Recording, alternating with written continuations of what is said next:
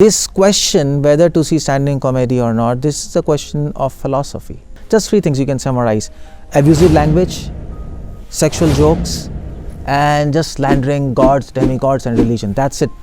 That's all standing comedy is revolving around this.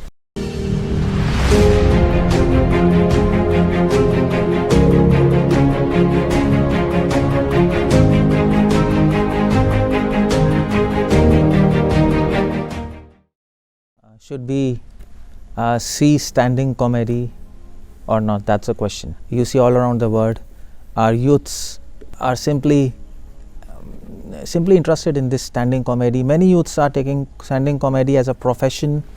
In India, I think after 2008, this profession picked up, and now everybody is doing standing comedy. What is the view of science on this? Like mathematics, chemistry, biology, and physics, they can't really deal with this question. They can't tell us whether we should see these kind of things or not see. Science can give us this technology to actually see the standing comedy from the other parts of the world. Soft sciences like social sciences, psychoanalysis, they have done some researches on whether to see standing comedy or not, and the results are diversely very apart. Some researchers says yes, you should see standing comedy. Just three things you can summarize: abusive language, sexual jokes, and just slandering gods, demigods and religion. That's it. That's all standing comedy is revolving around this. So some researchers says yes, it is very nice to see standing comedy because you hear abusive language and you hear about sex, that actually enlivens you, that produces hormones in you and keeps you fresh. And that's one research. It's good to actually hear abusive language and speak abusive language, because speaking abusive language relieves you of stress.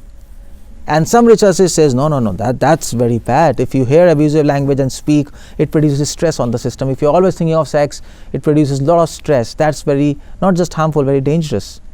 So science cannot give you a proper answer what to do. This question whether to see standing comedy or not, this is a question of philosophy. So now let's research what is the origin of abusive language, the origin of for example sex, about gender inequalities, for example.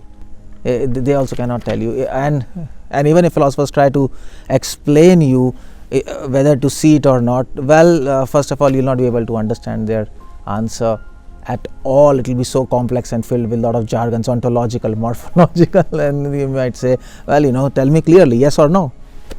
So philosophers will say, yes, you can see, but no. Now it's up to you then. So well, we have to take a decision now, because we are surrounded by standing comedies, and I'm not focusing just on standing comedies. That's not the point. The point is the whole entertainment or media industry, because like standing comedy, entire entertainment and media industry, that's also full of just these three things: abusive language, sexual stuff and criticisms. That's all, plus violence. That's also in this entertainment industry, media. So what is, well, we can't have an answer for there. So let's go to Vedic sciences.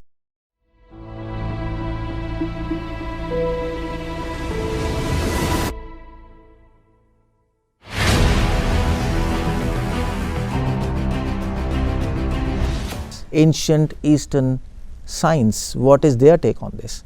Well, to tell you the truth and to tell you bluntly, according to Vedic knowledge, this kind of stuff, cheap stuff, whether standing comedy or entertainment full of abusive language, sex, slandering, criticisms, they say no. That's all.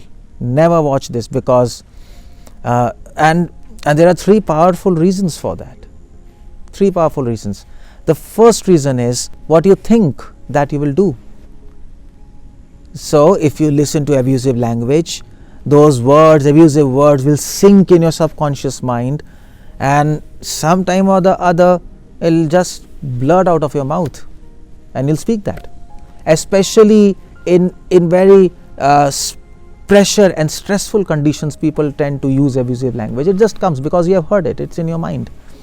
And if you also listen to sexual stuff, and if you see sexual stuff in media, what's going to happen? You're always going to think about it. It is said, what you hear, that you think, what you think, that you do, what you do, that will form your behavior. How you behave, that shapes your personality, and your personality affects society, and the entire society affects the entire world. It's a grave consequence. So that's one thing, and that is why Vedic scriptures recommend Krida Artham Yad Bruyu Saddharma Paramasmrita. Even when you are joking, even in light mood, even in light jokes or having fun, never speak abusive language, never speak all this sexual stuff, and never criticize gods and religion and other people and races and accents. Don't do that.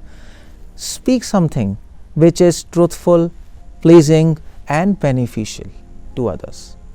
To connect to spirituality and understand God, those words which give them peace. This is the kind of speech which Vedic scriptures recommend that we should do and we should listen to. Second reason, it's simply a waste of time. That's common sense. As having no value in your life, you don't learn anything, you're simply laughing, you're wasting time. So you're squandering your time, your energy, your life, that's all. And the third point is brings existential crisis. You don't know now the purpose of your life, your meaning of your life. You don't know answers to these questions. And what happens in the end? This leads to frustration, because all of us wants to know the meaning of life, why I am living, what's the purpose. Those questions are inherent in us, and that's why it is called, if you don't answer these questions, that's why it is called existential crisis, which leads to no internal happiness.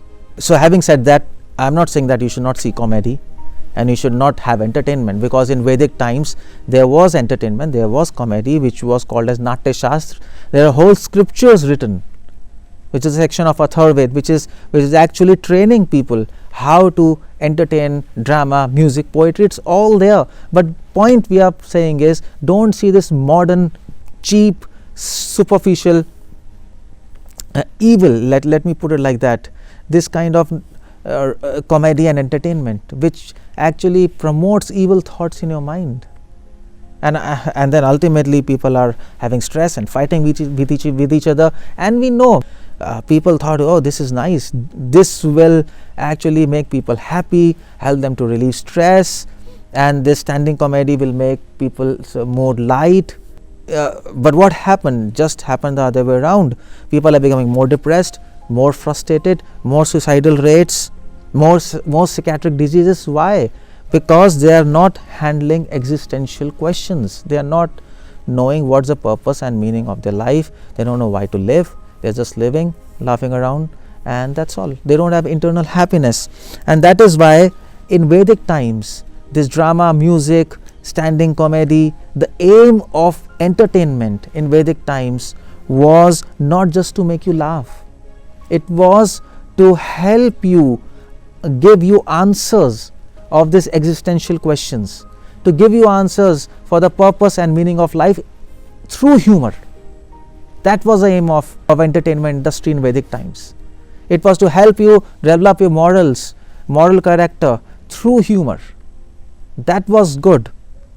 But today's comedy and entertainment, it actually not only just not allow you to understand purpose and meaning of life, it actually erodes whatever traces of morality is there in us. It even erodes that.